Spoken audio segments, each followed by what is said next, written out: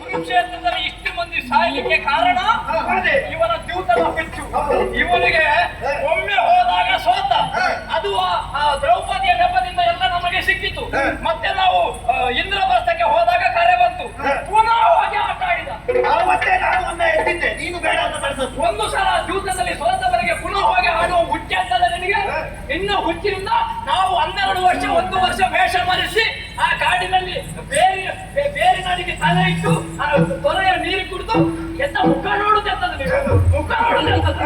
ಆ ಸಂದರ್ಭದಲ್ಲಿ ಮಾತನಾಡದವರು ನೀವು, ಈ ಸಂದರ್ಭದಲ್ಲಿ ಒಮ್ಮೆಲೆ ಎದ್ದು ಮಾತನಾಡ್ತಾ ಇದ್ದೀವಿ. ಮಾತಾಡಿದ ನಾವು ಜೀವಿದ್ದೇವೆ. ಕೆಲವು ಈಗ ಈ ಕೆಲಸ ಮಾಡಿದವರಿಗೆ ಗೊತ್ತು ಅದರ ಶ್ರಮ. ಸುಮ್ಮನೆ ಧರ್ಮಕ್ಕೆ ತಿಂದು ಉಂಡವರಿಗೆ ಶ್ರಮ ಗೊತ್ತಾಗುದಿಲ್ಲ. ಹಾಗೆ ಹೇಳ್ತಾರೆ, ಇಷ್ಟರ ಬಗ್ಗೆ ನಾವು ಸಹಿಸಿದ್ದು. ಎಲ್ಲಿ ಹೋದ್ರು ಧರ್ಮ ಅಂತ ಹೇಳಿದ ಕಾರಣ ಸಹಿಸಿದ್ದು. ಇನ್ನಾಗಲಿಕ್ಕಿಲ್ಲ. ಇದು ಅವ ಹೇಳಿದ ಹಾಗೆ ಹುಟ್ಟುವಾಗ ಸೋದರರು ಬೆಳೆಯುತ್ತ ದಾಯಾದಿಗಳು. ಅದಕ್ಕೆ ನಮಗೂ ಇವನನ್ನು ನಂಬಿದ್ರೆ ಉಂಟಲ್ಲ, ಇವ ನಾವು ಎಂತದ್ದು ಮಾಡಿದ್ರೆ ಇವನಿಗೆ ಗೊತ್ತೇ ಆಗುದಿಲ್ಲ. ಅವ ಎಂತದ್ದು ಕೃಷ್ಣ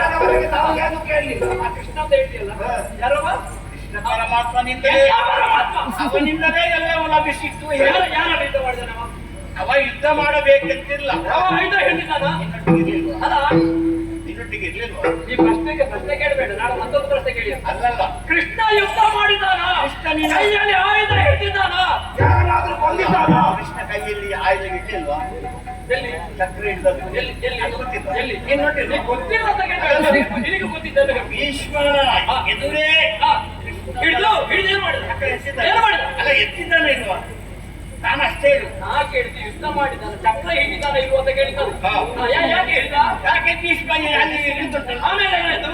ಆನಂತರ ನೀನೇ ಅದನ್ನ ಪ್ರಾರಂಭ ಮಾಡಿದ್ರೆ ನೀನೇ ಹೇಳಬೇಕು. ಈಗ ಕೃಷ್ಣ ಚಕ್ರ ಹಿಡಿದ ಹಿಡಿದದ್ದು ಎಂತದಾಯ್ತು ಮತ್ತೆ? ಆ ಹಿಡಿದದ್ದು ಗೊತ್ತಾಯ್ತು. ಮತ್ತೆ ಆ ಭೀಷ್ಮರು ಯಾರಿಗಾಗಿ? ಅರ್ಜುನನಿಗಾಗಿ. ಅವರಿಂದಲೇ ಚಕ್ರ ಹಿಡಿದವ ಯಾರನ್ನಾದ್ರೂ ಕೊಂದಿದ್ದಾನ?